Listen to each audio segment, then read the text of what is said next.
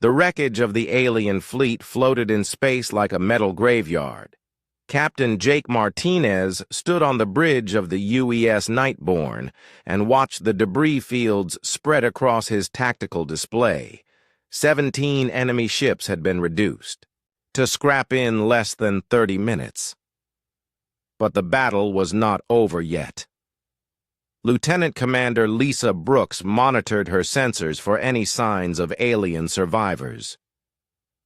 "Captain, I am detecting life support systems on 3 alien vessels.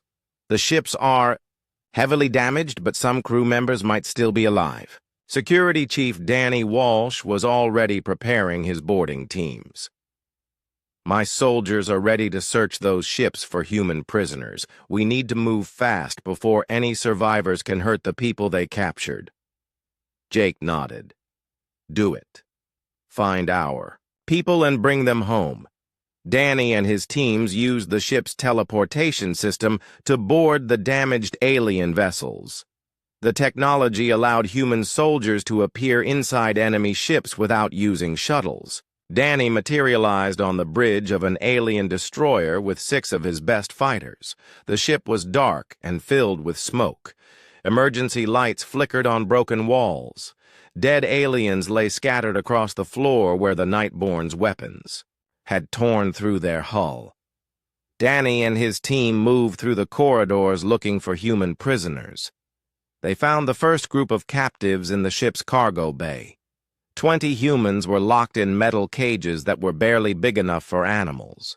Men, women, and children huddled together in the small spaces. When they saw human soldiers coming to rescue them, many of the prisoners began to cry with relief. "We are United Earth Systems military," Danny told the prisoners. "You are safe now. We are here to take you home." A woman with cuts on her face reached through the bars of her cage. "Please help us. They said they were going to kill us all today. They said humans were inferior and deserved to die." Danny used his plasma cutter to burn through the cage locks.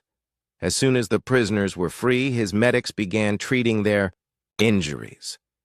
Many of the humans had been beaten by their alien captors. Some had burn marks from alien torture devices. On the second damaged alien ship, Danny's teams found more prisoners in even worse condition. The aliens had been using humans for medical experiments. Some prisoners had alien technology surgically implanted in their bodies. Others had been infected with alien diseases to see how human immune systems would react. One of the prisoners was a young boy who could not have been more than 10 years old. The aliens had put metal wires into his brain to study how human children think. When Danny saw what they had done to the kid, he wanted to find every surviving alien and kill them with his bare hands. "Get these people to Medical Officer Rodriguez immediately," Danny ordered his teams.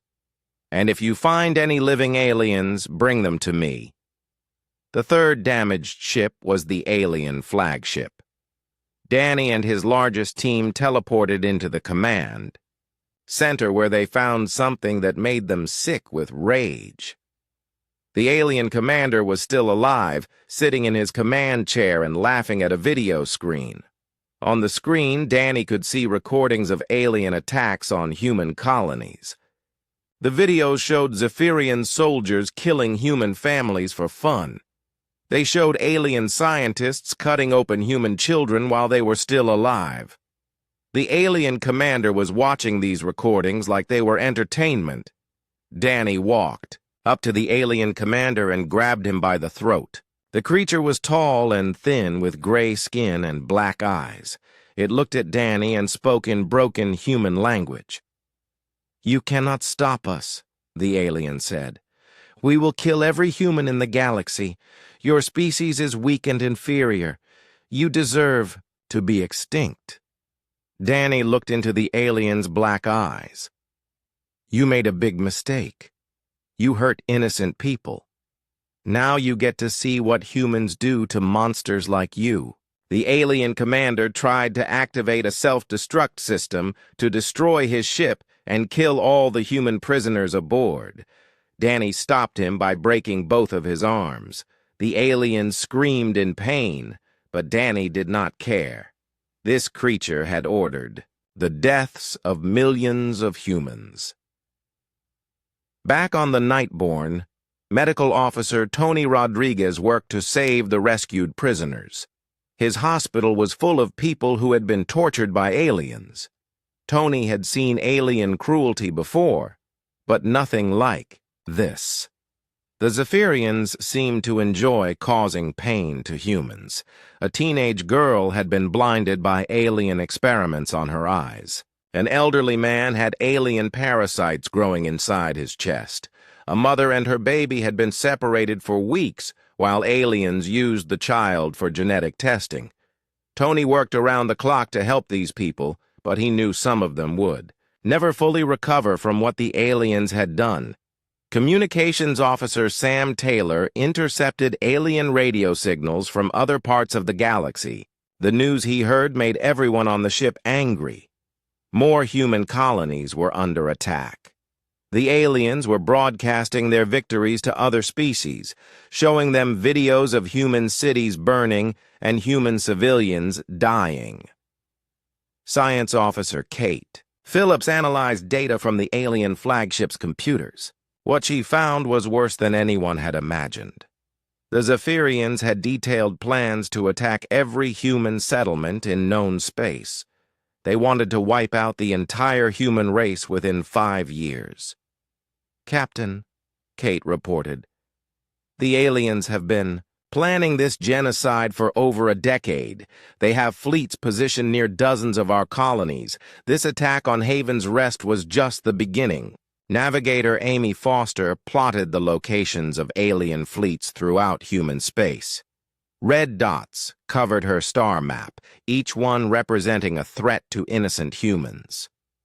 "Sir, there are at least 50 alien fleets moving toward human worlds. They could attack anywhere at any time."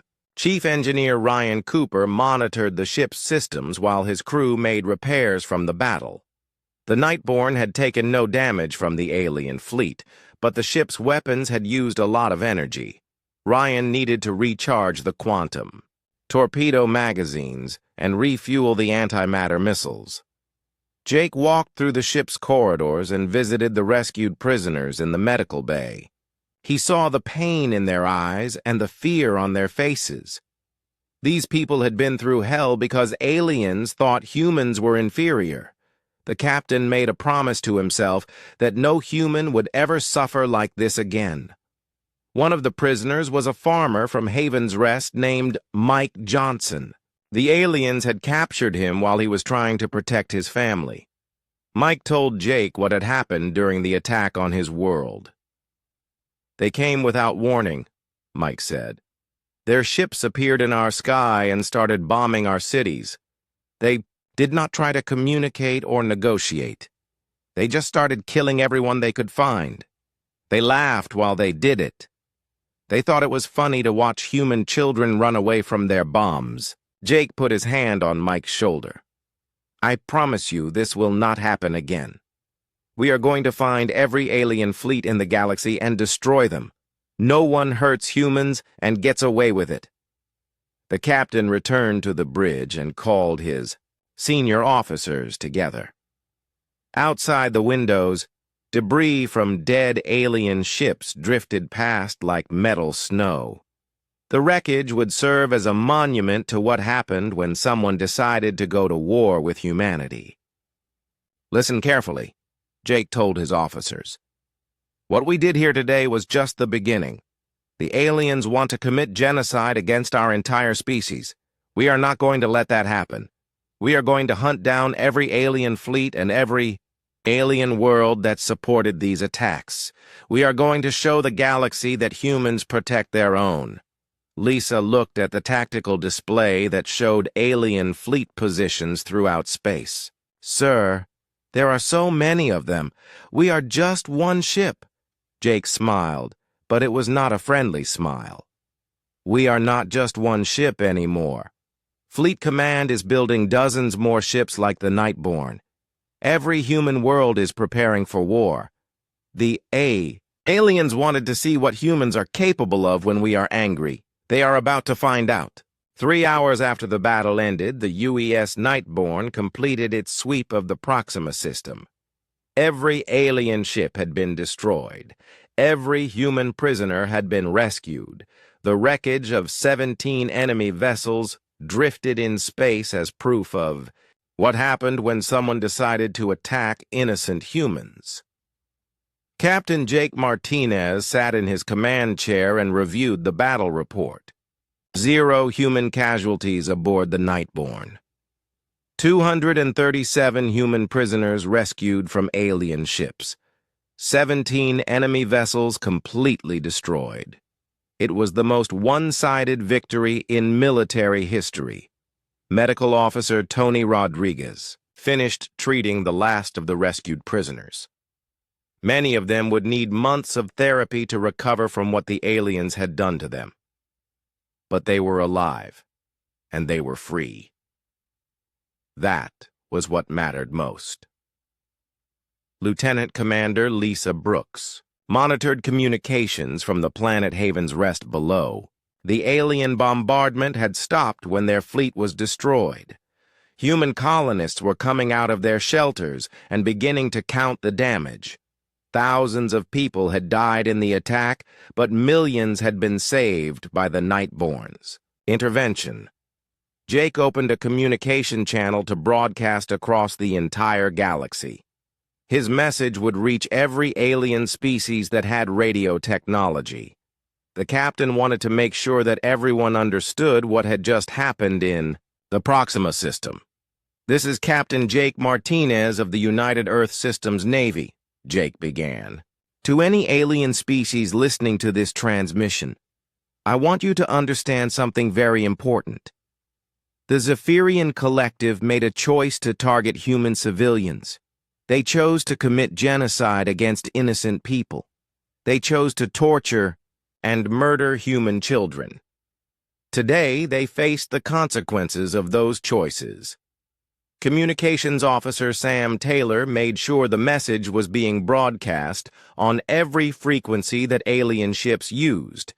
The signal would reach across dozens of star systems. Every alien government would hear what the humans had to say. "Humanity tried diplomacy," Jake continued. "We tried negotiation. We tried to find peaceful solutions to our differences. The aliens answered by killing millions of our people. That was their mistake. From this moment forward, any species that targets human civilians will face total annihilation. We will hunt you across the galaxy. We will destroy your fleets. We will burn your worlds. There will be no mercy for those who choose to make war on humanity." Science Officer Kate Phillips worked in her laboratory analyzing alien technology recovered from the battlefield.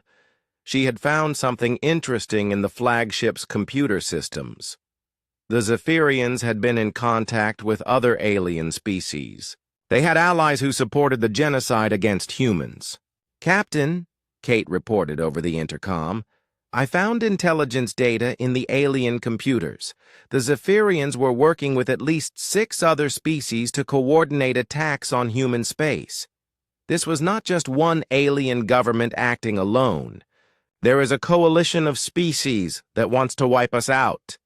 Jake nodded grimly. He had suspected that the attacks were too well coordinated to be the work of one alien race. Now he had proof that multiple species were working together to commit genocide against humanity.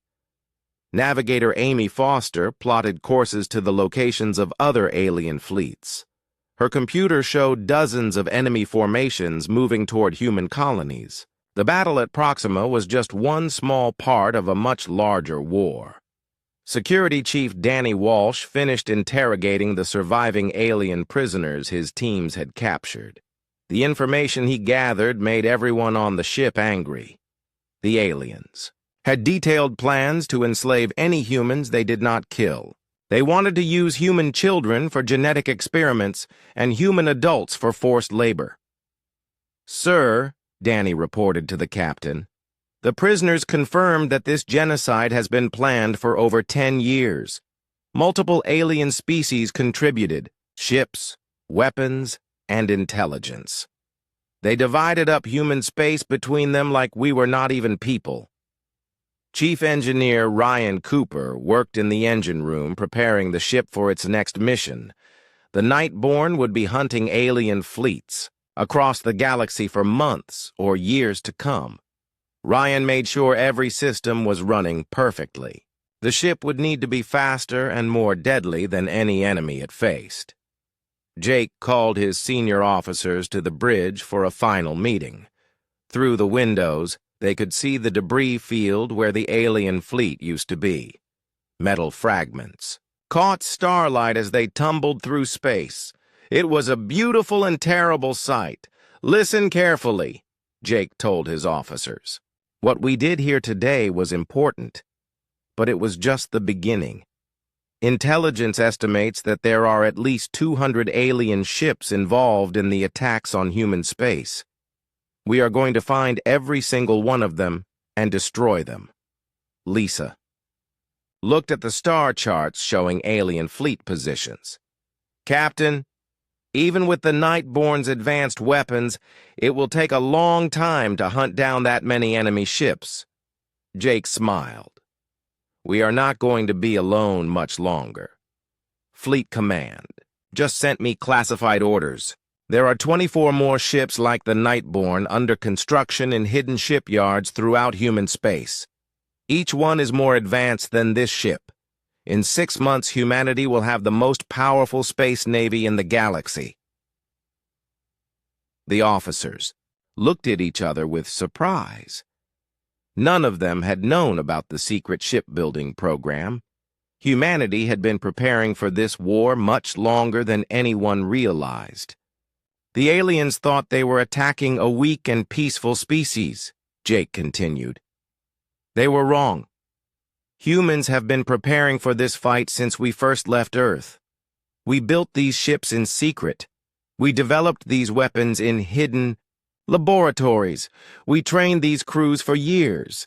The aliens started a war with the most dangerous predators in the galaxy. Amy pulled up tactical displays showing the planned deployment of the new human fleet.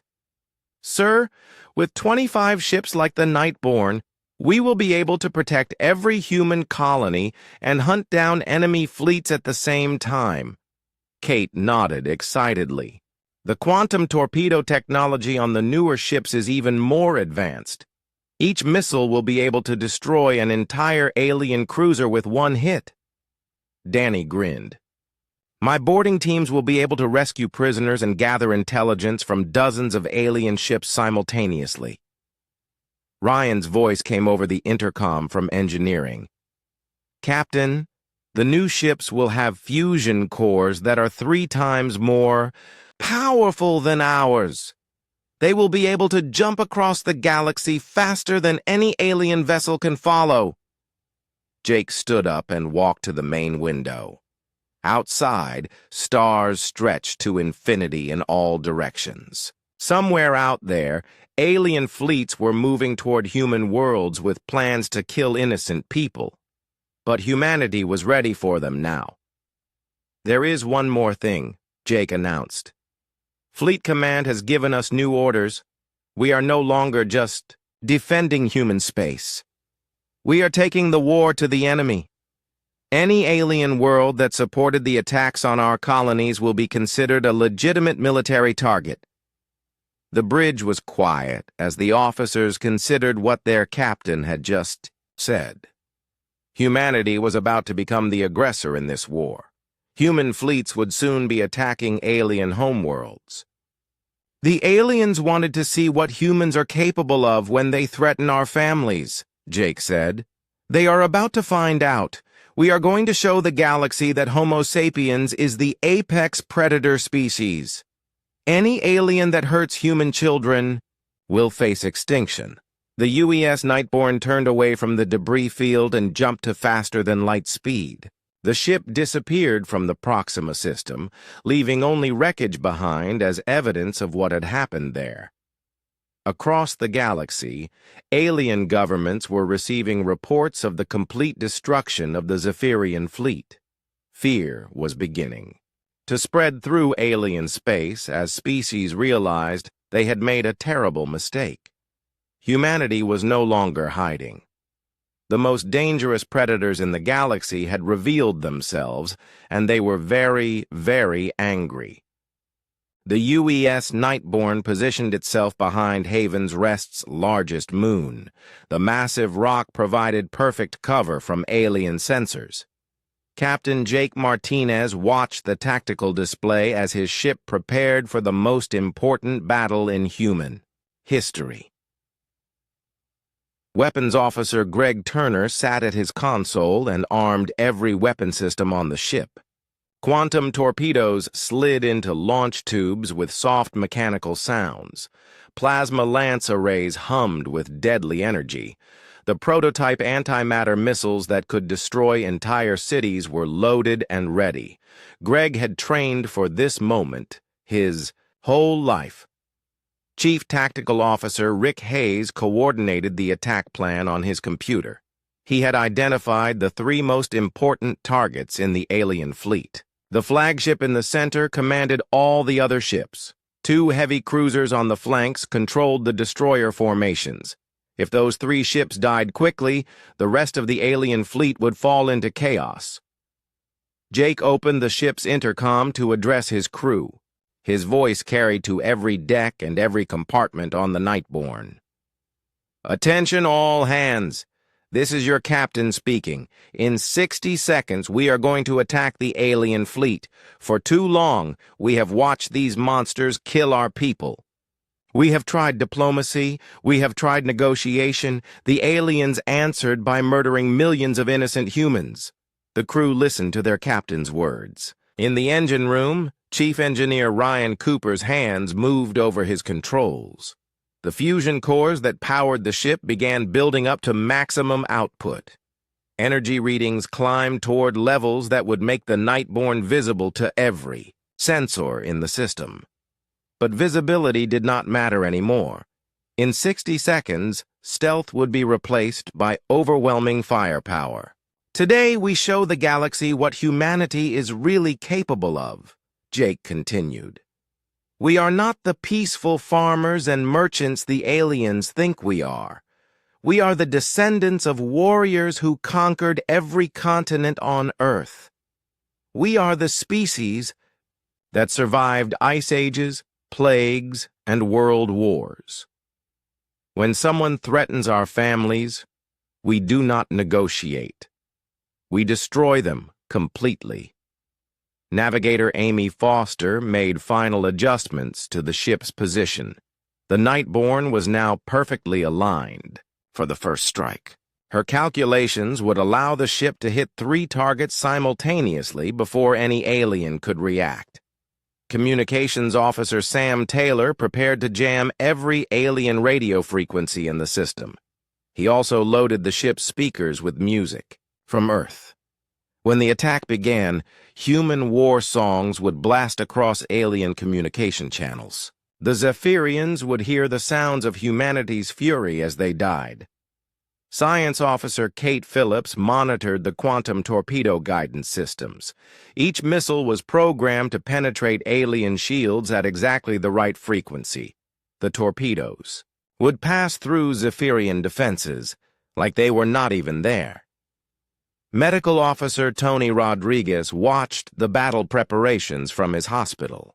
He knew that in a few minutes, his teams would be treating rescued human prisoners. Tony had drugs ready to help people who had been tortured. He had surgical equipment ready for the worst injuries. Most importantly, he had hope ready for people who thought they were going to die. Security Chief Danny Walsh and his soldiers waited in the shuttle bays. As soon as the shooting started, they would board alien ships to rescue human prisoners. Danny's teams were armed with the best weapons humanity could build. They were ready to kill any alien who stood between them and innocent humans. Jake looked at the countdown timer on his command screen. 30 seconds until the attack began. Around him, his bridge crew made final preparations. These were the best people humanity had to offer. They were about to prove that humans were the most dangerous predators in the galaxy. All stations report. Ready, Lisa announced from her sensor station. Weapons armed and locked on target, Greg reported. Engines at full combat power, Ryan's voice came from engineering. Attack vectors calculated and loaded, Amy said. Communications jamming ready, Sam confirmed. Torpedo guidance systems online, Kate added. Boarding teams standing by, Danny announced. Jake stood up from his command chair. Through the bridge windows, he could see the edge of the moon that hid his ship. Beyond that moon was an alien fleet that thought it was safe. The Zephyrians had no idea that humanity's most advanced warship was about to emerge from hiding and bring death to their entire formation. 10 seconds, Jake announced. The Nightborne's engines reached maximum power. The ship vibrated slightly as massive amounts of energy flowed through its systems. Every weapon was charged and ready. Every crew member was at their battle station. The most dangerous ship humanity had ever built was about to reveal itself to the enemy. 5 seconds. Jake thought about the human colonies the aliens had destroyed. He thought about the children on Haven's Rest who were hiding while alien bombs fell on their homes. He thought about the 200 prisoners who were about to be executed in alien airlocks. Execute. The UES Nightborne burst from behind the moon like a metal comet. The ship's quantum cloaking system shut down as maximum power flowed to weapons and engines. Suddenly, the most advanced warship in human space appeared on every alien sensor in the system. The first quantum torpedoes launched before the aliens could even react. 6 missiles streaked across space toward the alien flagship. The Zephyrian shields tried to stop them, but the torpedoes passed right through the energy barriers. Nuclear fire bloomed along the flagship's hull as the missiles detonated. At the same time, plasma lance beams reached out to touch 2 alien heavy cruisers. The energy weapons cut through duranium armor like it was paper. Internal explosions tore both ships apart from the inside. Greg Turner's fingers danced over his weapons console. First salvo successful. 3 primary targets destroyed or disabled. The alien destroyer formation tried to turn toward the human ship, but Amy Foster was already moving the Nightborne to a new position. The ship's experimental jump drive engaged, and the Nightborne disappeared from one location and reappeared behind the alien fleet. More quantum torpedoes launched from the ship's rear tubes. 3 alien destroyers exploded in balls of nuclear fire. Their crews never had time to understand what was happening to them. Sam Taylor activated his communication jamming systems. Alien radio signals filled with panic and confusion as ships tried to coordinate a response. At the same time, human war music began broadcasting on every frequency. The sounds of Earth's greatest battle songs filled alien communication channels. The Nightborne jumped again, appearing above the alien formation. Greg Turner fired the prototype antimatter missiles. 2 more alien ships vanished in explosions that lit up space like small suns. Debris from destroyed vessels rained down on the planet below. Rick Hayes tracked the remaining alien ships on his tactical display. 8 enemy vessels remaining. They are trying to form a defensive formation. Jake smiled coldly. Too late for that.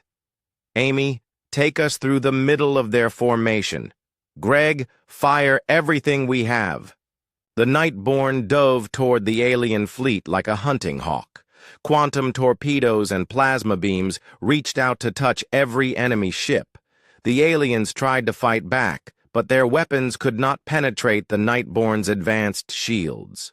One by one, alien ships died in nuclear fire. The few Zephyrian vessels that survived the initial attack tried to run away, but the Nightborne was faster than anything the aliens had ever built. Amy Foster plotted intercept courses while Greg Turner prepared more weapons.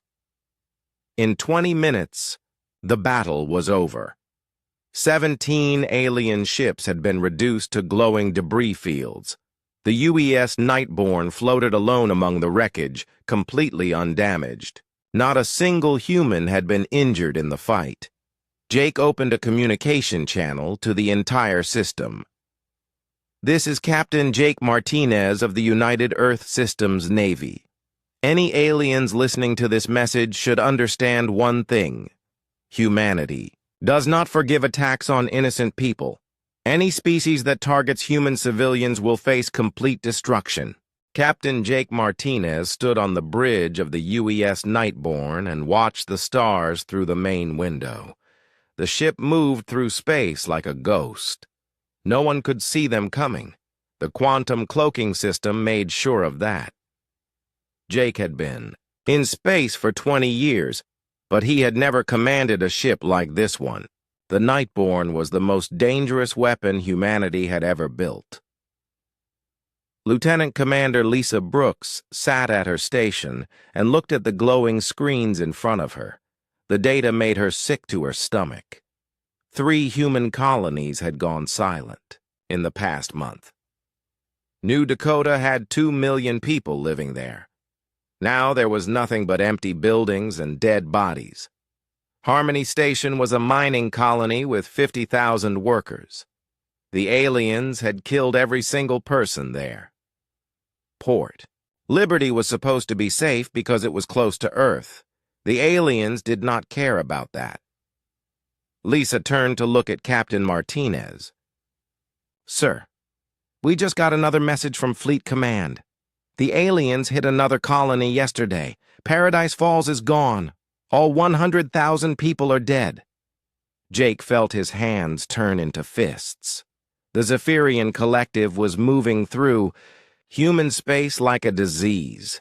They killed everyone they found. Men, women, children, old people, babies. It did not matter to them. They thought humans were bugs that needed to be stepped on. Chief Engineer Ryan Cooper worked in the engine room, 3 decks below the bridge. The fusion cores that powered the ship were running at very low power. This kept the ship invisible to alien sensors. Ryan had built these engines himself. He knew every bolt and wire in them. The Nightborne could move faster than any ship the aliens had. When the time came to fight, Ryan would give the captain all the power he needed. Navigator Amy Foster plotted courses through space on her computer. She knew where the alien fleets were moving. Her job was to make sure the Nightborne could get close to them without being seen. Amy had studied alien ship movements for months. She knew how they thought and how they moved through space. The bridge was quiet except for the soft sounds of the computers. Everyone on the ship knew what they were here to do. For too long, humanity had tried to talk to the aliens. They had tried to make peace. They had tried to find ways to live together in the galaxy. The aliens had answered by killing millions of innocent people. Communications. Officer Sam Taylor sat at his station and listened to alien radio signals. What he heard made him angry. The Zephyrians were talking about humans like they were animals. They laughed about the colonies they had destroyed. They made jokes about human children crying for their parents before they died. Sam wanted to reach through the radio and strangle every alien who spoke. Jake walked over to Sam's station. "What are they saying now?" Sam looked up at his captain. "They are planning to hit the Morgan's World colony next week. They think it will be easy because the colonists there are mostly farmers. They have no military protection." Jake nodded slowly. Morgan's World had 500,000 people living on it. Most of them were families who had left Earth to start new lives. They grew food that fed dozens of other colonies. If the aliens destroyed Morgan's World, millions of people would go hungry. Security Chief Danny Walsh came onto the bridge. He was a big man with scars on his face from old battles. Danny had fought pirates and rebels across human space. He had never lost a fight. Now he was ready to fight aliens. "Captain, my teams are ready," Danny said. "We have our best soldiers armed and waiting. The stealth shuttles are loaded with weapons and supplies. Just give us the word, and we will show these aliens what humans can do." Jake looked at Danny and nodded. "Soon. We need to get closer first." Science officer Kate Phillips worked in her lab below the bridge. She had been studying alien technology for years. Kate had found something important about Zephyrian ships. Their shields used a special frequency to protect them from weapons. But human quantum torpedoes could break through those shields if they hit at exactly the right frequency. Kate had spent weeks figuring out the right settings for the torpedoes. Medical officer Tony Rodriguez ran the ship's hospital. He had treated refugees who escaped from alien attacks. Tony had seen what the aliens did to human prisoners. The aliens liked to experiment on people while they were still alive. They wanted to see how human bodies worked. Tony had seen children with alien devices stuck in their heads. He had seen women who had been used for alien breeding experiments. The things Tony had seen made him want to kill every alien in the galaxy. Jake called all his senior officers to the bridge. Lisa, Ryan, Amy, Sam, Danny, Kate, and Tony stood around the captain's chair. Outside the window, stars moved past slowly as the ship traveled through space. "Listen carefully," Jake said. "We have been running and hiding for too long. The aliens think we are weak because we try to talk instead of fight. They think they can kill our people and we will just ask them to stop. They are wrong." The officers listened to their captain. They had all lost friends and family to the alien attacks. They were ready to fight back. "The Zephyrians have a fleet in the Proxima system," Jake continued. "Intelligence says they are attacking a colony called Haven's Rest. We are going there to stop them. But we are not just going to stop them. We are going to destroy every alien ship in that system. We are going to show them what happens when they mess with humanity." Ryan spoke up. "Captain, the engines are ready. I can give you full combat power when you need it." Amy added, "I have plotted a course that will get us there in 18 hours. The aliens will never see us coming." Kate nodded. "The quantum torpedoes are programmed to break through their shields. Each torpedo will hit like a nuclear bomb." Danny smiled. It was not a nice smile. "My teams are ready to board alien ships and rescue any human prisoners. We will make the aliens pay for what they have done." Jake looked at each of his officers. These were the best people humanity had to offer. They were smart, brave, and angry. The perfect combination for what they were about to do. "There is one more thing," Jake said. "Fleet Command has given us special orders. We are authorized to use Protocol 7. The officers looked at each other. Protocol 7 was something they had heard about but never seen used. It was the most secret military doctrine humanity had. It was only used when the survival of the human race was at stake. Lisa asked, "What exactly is Protocol 7, sir?" Jake's face became hard as stone. "No mercy, no prisoners. Complete destruction of all enemy forces. When we hit the aliens in the Proxima system, we kill every single one of them. We leave no witnesses. We make sure that any alien who hears about what happened will think twice before attacking another human colony." The ship continued moving through space toward the Proxima system. In 18 hours, the aliens would learn why every species in the galaxy should fear humanity when they made the mistake of hurting innocent people. The UES Nightborne was bringing death to the enemies of mankind. The UES Nightborne dropped out of faster-than-light travel at the edge of the Proxima system. Captain Jake Martinez stood on the bridge and watched the tactical display light up with contacts. 12 alien destroyers moved in formation around a blue and green planet called Haven's Rest. 4 heavy cruisers floated higher above the planet. In the center of the alien formation was a massive flagship that looked like a black metal spider. Lieutenant Commander Lisa Brooks worked at her sensor station. The readings she saw made her heart pound with anger. "Captain, I am detecting massive energy signatures from the planet's surface. The aliens are using bombardment weapons on civilian targets." Jake clenched his jaw. Haven's Rest was an agricultural world with 3 million farmers and their families. The colonists grew food that fed 20 other human settlements.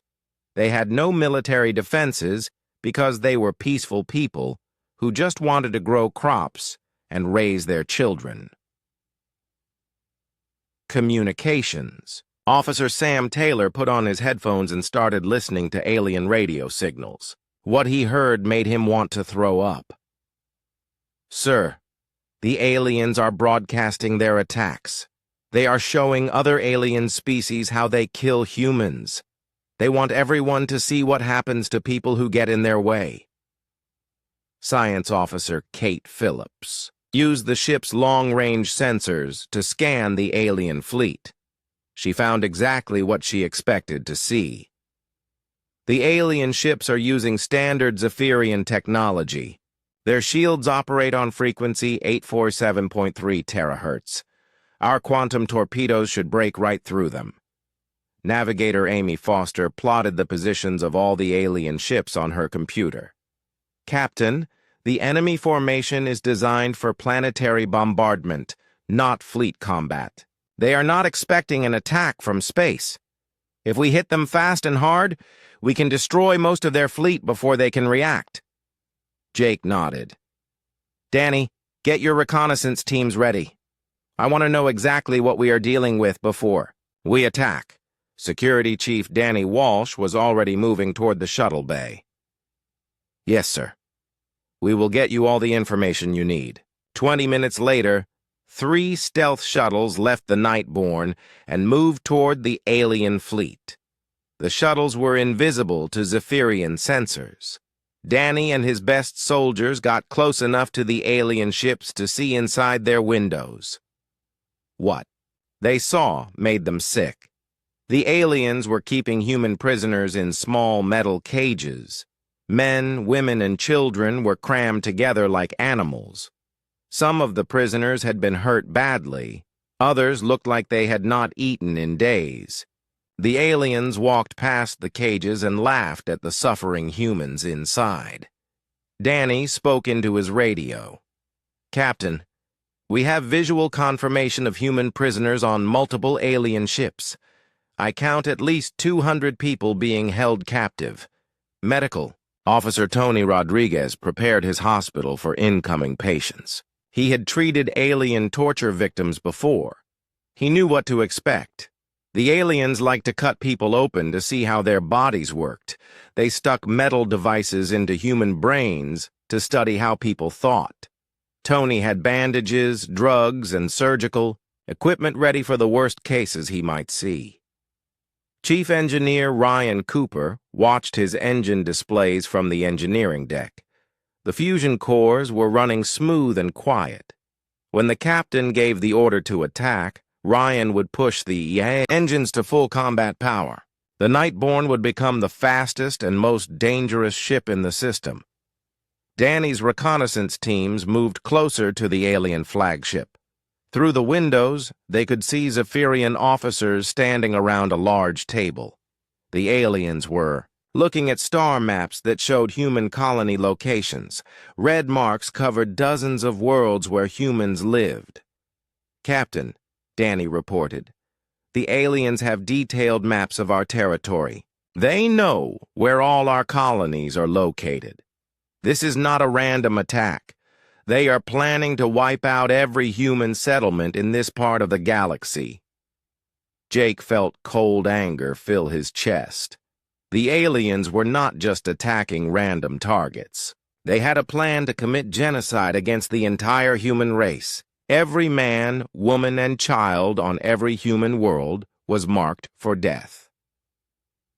Sam Taylor intercepted more alien communications. The signals were coming from the flagship.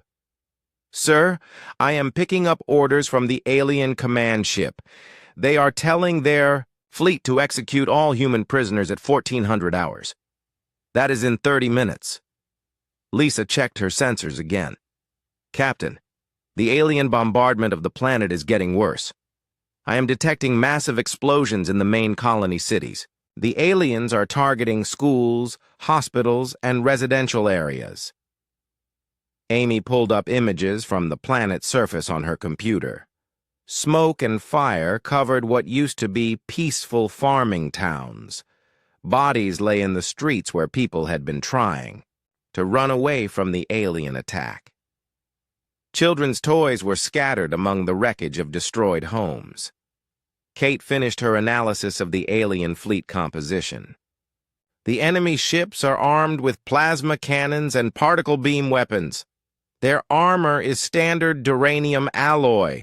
Our weapons should cut through it like paper." Danny and his teams continued watching the alien ships. They saw Zephyrian soldiers dragging human prisoners out of their cages. The aliens were getting ready to space all the humans they had captured.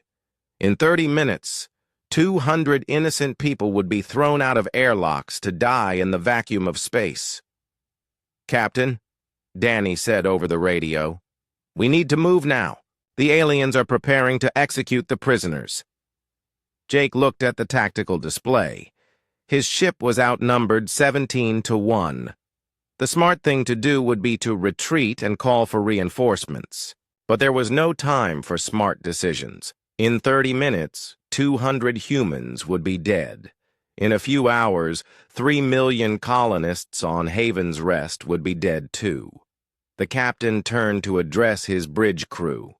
"This is it. We are going to hit them with everything we have.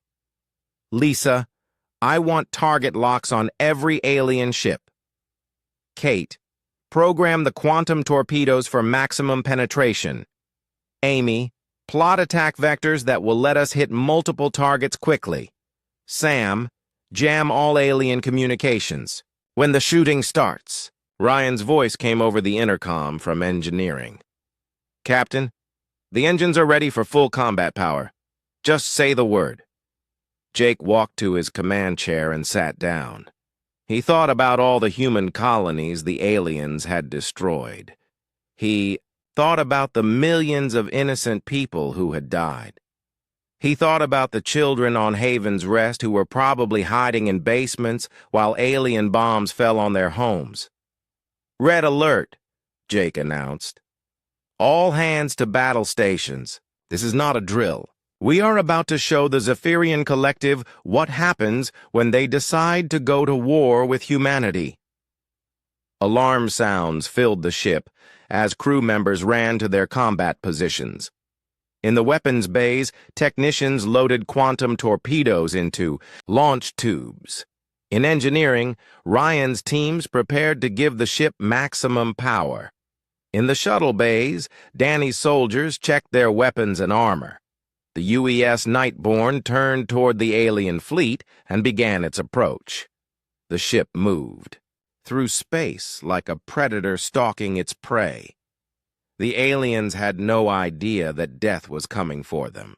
In 15 minutes, the most advanced warship humanity had ever built would begin the systematic destruction of every enemy vessel in the system. Jake looked at the tactical display one more time. 17 alien ships against one human ship. The odds were bad, but Jake was not worried. The aliens were about to learn that humans were the most dangerous species in the galaxy when someone threatened their families.